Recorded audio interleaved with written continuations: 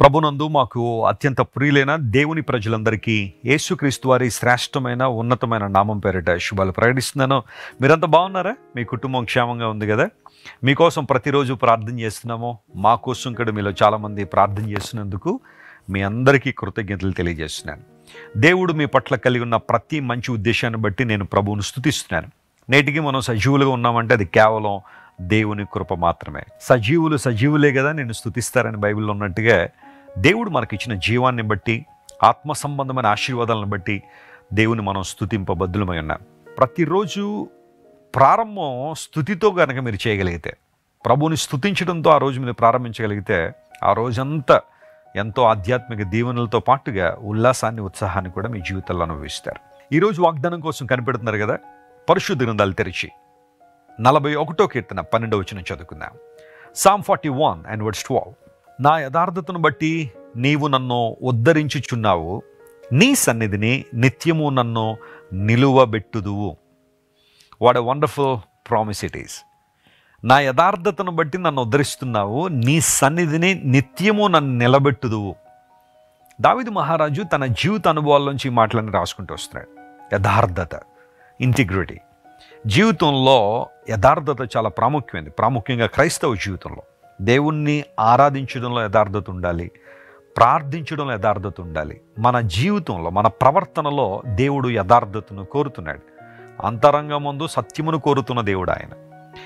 నీ పై రూపాన్ని మనుషులు చూస్తారేమో, నువ్వు పైకి మాట్లాడే మాటలను బహుశా మనుషులు లక్ష్య పెడతారేమో, కానీ ఆ మాటలు ఎందుకు పలికావు, ఆ మాటల వెనకాలన్న ఉద్దేశం ఏంటి, నీ జీవితంలో నువ్వు చేసే కొన్ని పనులు వాటి యొక్క కారణం ఏంటి లేదా ఉద్దేశాలు ఏంటని దేవుడు గమనిస్తుంటాడు.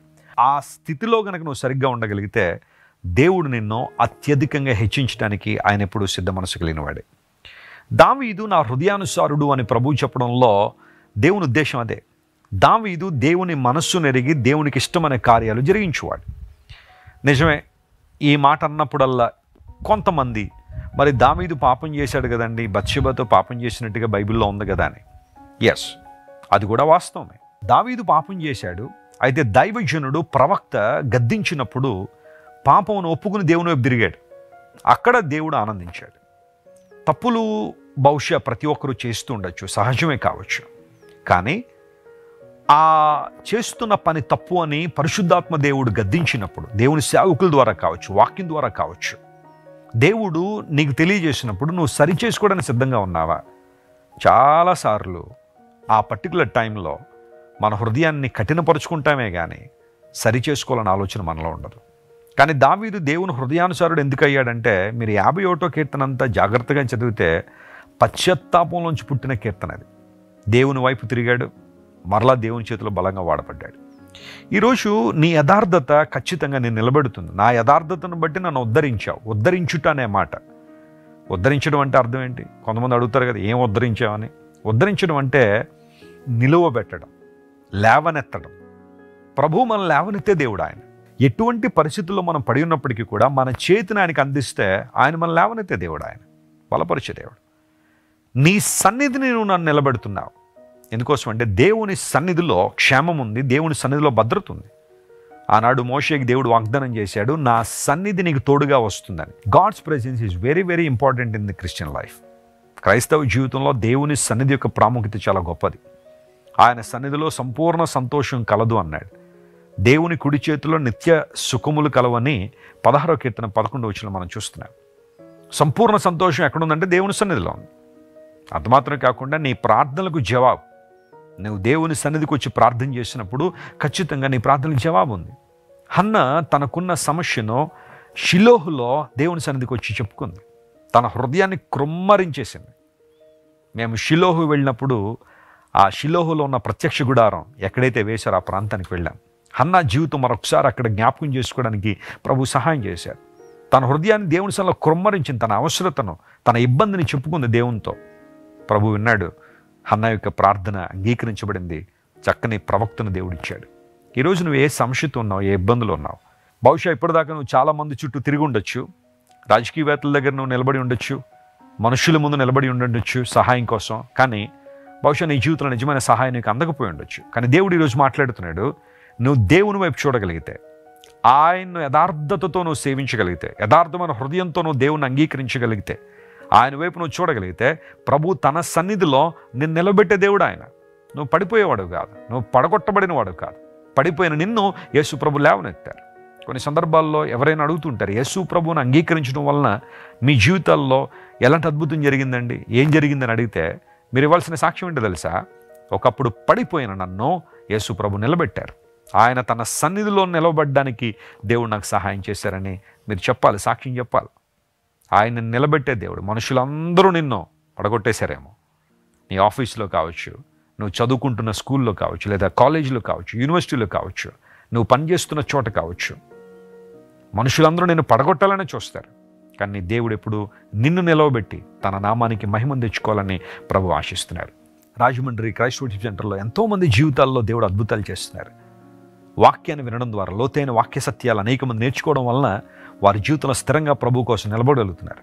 ఒకప్పుడు అస్థిరమైన జీవితాలు, అస్థిరమైన అనుభవాలు, అస్థిరమైన నిర్ణయాలు. కానీ ఈరోజు దేవుని కోసం బలంగా వారు నిలబడడానికి కారణం ఏంటంటే, దేవుని చేతిలో బలంగా వాడబడ్డానికి కారణం ఏంటంటే, దేవుడు తన సన్నిధిలో వారిని నిలబెట్టాడు. ఈరోజు ఈ వాగ్దానం అంతా క్లెయిమ్ చేసుకుని ప్రభువుని స్తుతించండి, ప్రభువుని ఆరాధించండి, యథార్థమైన మనసుతో ప్రభువుని సేవించండి. ఖచ్చితంగా మీ జీవితంలో గొప్ప కార్యాలు ప్రభు జరిగిస్తారు. ప్రార్థన. ప్రేమగల తండ్రి, ఇంతవరకు మీరు మాతో మాట్లాడిన ప్రతి మాటను బట్టి నీకు వందనాలు.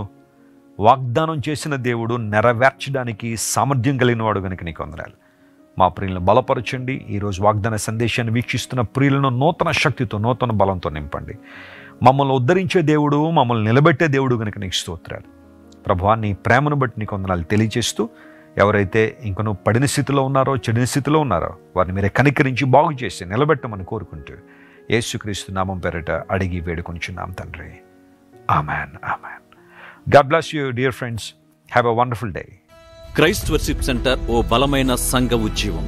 కొన్ని సంవత్సరాల క్రితం కేవలం ఇద్దరితో ప్రారంభించబడిన పరిచర్య నేడు ప్రపంచవ్యాప్తంగా లక్షలాది మందిని ప్రభావితం చేయుచున్నది. రాజమండ్రి, సికింద్రాబాద్, బెంగళూరు, చెన్నై, నెల్లూరు, దుబాయ్, బెహ్రైన్, కరీంనగర్, విశాఖపట్నం, గద్వాల్, కొవ్వూరు, మలకపల్లి, శ్రీలంక, భూటాన్, అడ్డతీగల, పాలమూరు, ఒంగోలు, బళ్ళారి, కోరుకొండ, పోతవరం, నల్లజర్ల, వెంకటరామయ్యగూడెం, మచిలీపట్నం, ఇందిరానగర్లతో పాటు అనేక గ్రామాల్లో క్రైస్ట్ వర్షిప్ సెంటర్ ఆరాధనలు జరుగుచున్నవి. వాక్య సంబంధమైన ఉద్యమంలో, పరిశుద్ధాత్మ సంరక్షణలో కొనసాగాలనుకునే ప్రతి ఒక్కరికి మా ప్రేమపూర్వక ఆహ్వానాన్ని అందిస్తున్నాము. రండి, ఆత్మతో సత్యముతో ప్రభువైన యేసుక్రీస్తును ఆరాధిద్దాం. మీరు ఇంతవరకు విన్న దైవ సందేశం మరియు దేవుని సేవకులు చేసిన ప్రార్థన మీకు ఆశీర్వాదకరముగా ఉన్నదని విశ్వసించుచున్నాము. ఈ సందేశాన్ని మీ స్నేహితులకు, బంధువులకు షేర్ చేయండి. మీకు ఏదైనా ప్రార్థన అవసరత ఉన్నచో మా ఫోన్ నంబర్లకు కాల్ చేయండి.